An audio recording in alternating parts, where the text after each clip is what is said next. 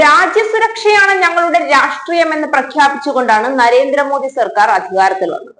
എന്നിട്ട് ഇപ്പോൾ ഒരു വർഷത്തിനിടയിൽ കാശ്മീരിൽ നടക്കുന്നത് 3 തീവ്രവാദി ആക്രമണങ്ങൾ. ആ 3ലും പ്രതിയായ ഹാഷിം മൂസ ഒരു വർഷമായി കാശ്മീരിൽ താമസിച്ചു വരുന്നു. NIA ഇത് അറിഞ്ഞിട്ട് പോലുമില്ല. എന്ത് സുരക്ഷയാണ് മോദി സർക്കാർ ഇന്ത്യയിലെ ജനങ്ങൾക്ക് വാഗ്ദാനം ചെയ്യുന്നത്? ഈ 3 ആക്രമണങ്ങളുടെയും സൂത്രധാരനായ ഹാഷിം മൂസ എന്ന വിവരം ഉണ്ടായിട്ടും ഒരു വർഷമായി ഇന്ത്യക്കുള്ളിൽ തന്നെ ഇയാൾ താമസിച്ചിട്ടും കണ്ടെത്താനോ അയാളെ അറസ്റ്റ് ചെയ്യാനോ കൊല്ലാനോ കഴിയാത്ത ഭരണകൂടം ഇന്ത്യയിലെ ജനങ്ങൾക്ക് എന്ത് സുരക്ഷിതത്വമാണ് വാഗ്ദാനം ചെയ്യുന്നത് എന്ന് മറുപടി പറയേണ്ട സമയമാണിത്. 26 നിരപരാധികളുടെ ജീവൻ എടുക്കാൻ കാരണമായ പഹൽഗാം തീവ്രവാദി ആക്രമണം വരെ ഹാഷിം മൂസയെ വളർത്തിയത് മോദി സർക്കാരിന് പങ്കില്ല എന്ന് പറയാൻ കഴിയില്ല. ഒക്ടോബർ നവംബർ മാസങ്ങളിൽ ബീഹാറിൽ നടക്കാൻ പോകുന്ന തിരഞ്ഞെടുപ്പിനെ മുൻനിർത്തി ഒരു ഭീകരനെ ഇന്ത്യയിൽ വളർത്തിയെടുത്ത് സാധാരണ ജനങ്ങളെ കൊന്നൊടുക്കി ഹിന്ദുവിനു നേരെ മുസൽമാൻ വേട്ടയാടുന്നു എന്ന വർഗീയ വിഷം മനുഷ്യന്റെ മനസ്സിൽ കുത്തി നിറച്ച് ചേരിതിരിച്ച് ഭരിക്കാനുള്ള BJP സർക്കാരിന്റെ ഗൂഢതന്ത്രം ഇതിനു പിന്നിലുണ്ടോ എന്ന് ഇന്ത്യൻ ജനത സംശയിക്കുന്നതിൽ എന്താണ് തെറ്റ്? ഒരു കൊടും കുറ്റവാളിക്ക് ഇന്ത്യയിൽ ഇത്രയും കാലം ഒളിച്ചു താമസിക്കാനുള്ള സൗകര്യം ആര് എന്തിനു കൊടുത്തു? അത് കണ്ടെത്താൻ കഴിയാതിരുന്നത് മോദി സർക്കാരിന്റെ ഭരണ പരാജയമല്ലാതെ എന്താണ്? പഹൽഗാം പോലെ പെട്ടെന്ന് ആർക്കും എത്തിപ്പെടാൻ സാധിക്കാത്ത ഒരു വിനോദസഞ്ചാര കേന്ദ്രത്തിൽ മതിയായ സുരക്ഷാ ക്രമീകരണങ്ങളോ ഒരു സൈനികനോ പോലും ഇല്ലാതിരുന്നതിന്റെ കാരണമെന്ത്?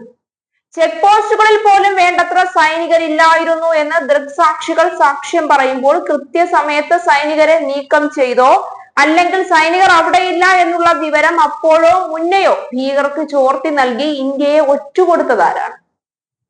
രാഷ്ട്രീയവും മതവും വിശ്വാസവും ഒക്കെയാകാം, പക്ഷെ അതിന്റെ പേരിൽ മനുഷ്യരെ കൊന്നിട്ടാകരുത് നേട്ടങ്ങൾ കൊല്ലുന്നത്. അതിന് സർക്കാരാണെങ്കിലും മറ്റു രാജ്യങ്ങളാണെങ്കിലും.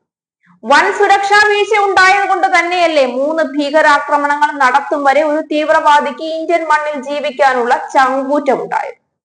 മതിയായ രേഖകൾ ഇല്ലാതെ അങ്ങനെ ഒരാൾ എങ്ങനെ ഇന്ത്യയിൽ ജീവിച്ചു? ഇനി ആ രേഖകൾ ഉണ്ടെങ്കിൽ കൃത്രിമമായ ആ രേഖകൾ ആര് നൽകി, എന്തിനു നൽകി? ഇനിയുമുണ്ട് ചിന്തിക്കുന്ന പൊതുജനത്തിന്, അന്ധത ബാധിക്കാത്ത പൊതുജനത്തിന് നരേന്ദ്രമോദി സർക്കാരിനോട് ചോദിക്കാൻ ചോദ്യങ്ങൾ. ഭീകരാക്രമണം നടന്ന ബൈസരണിൽ എത്തണമെങ്കിൽ നിരവധി ചെക്ക് പോസ്റ്റുകൾ കടക്കണം. കൃത്യസമയത്ത് ചെക്ക് പോസ്റ്റുകളിൽ സൈനികരില്ലാതെ വന്നതെങ്ങനെ? ഈ അതിതീവ്ര സുരക്ഷിത മേഖലയിൽ നിന്ന് ഭീകരർ എങ്ങനെ പുറത്തു കടന്നു? ഒരു കുന്നൻ പ്രദേശമാണ് ബൈസാരൺ. അവിടെ ചെല്ലാൻ ദുർഘടം പിടിച്ച ചെറിയ പാതകൾ മാത്രമാണുള്ളത്. ഈ വഴികളിലെല്ലാം 100 മീറ്റർ ഇടവിട്ട് മൊബൈൽ ഫോണും വാക്കി ടോക്കിയും വയർലെസ് അതുപോലെയുള്ള ആധുനിക വാർത്താവിനിമയ ഉപകരണങ്ങൾ സഹിതം AK-47 യന്ത്രത്തോക്കുമായി നിൽക്കുന്ന സൈനികരുടെ ചെക്ക് പോസ്റ്റുകളുണ്ട്. ഈ ചെക്ക് പോസ്റ്റുകളിൽ ഭീകരാക്രമണ സമയത്ത് പട്ടാളക്കാർ ഇല്ലാതെ വന്നത് യാദൃച്ഛികമാണോ? കൃത്യസമയത്ത് ആരാണ് സുരക്ഷ പിൻവലിച്ചത്? സുരക്ഷ പിൻവലിച്ച വിവരം ഭീകരർ എങ്ങനെ അറിഞ്ഞു? ആക്രമണത്തിന് ശേഷം കുന്നൻ ചെരുവിലൂടെ താഴേക്കിറങ്ങി പട്ടാള ക്യാമ്പ് കണ്ടെത്തി പരാതി പറയാനെത്തിയ പരിഭ്രാന്തരായ ഇരകളോട് പട്ടാളക്കാർ സ്വീകരിച്ച സഹകരണമില്ലാത്ത നിലപാടും ദുരൂഹമല്ലേ? ബൈസാരനിലേക്ക് കടക്കാനോ അവിടെ നിന്നും പുറത്തു വരാനോ സൈനികരുടെ അറിവില്ലാതെ സാധിക്കില്ല എന്നത് മുമ്പ് ബൈസാരൻ സന്ദർശിച്ച വിനോദസഞ്ചാരികൾ തന്നെ സാക്ഷ്യപ്പെടുത്തുന്നു. അപ്പോൾ അമിത്ഷായുടെയും ആഭ്യന്തര വകുപ്പിന്റെയും അറിവില്ലാതെയാണോ അവിടെ ഭീകരാക്രമണം നടന്നത്?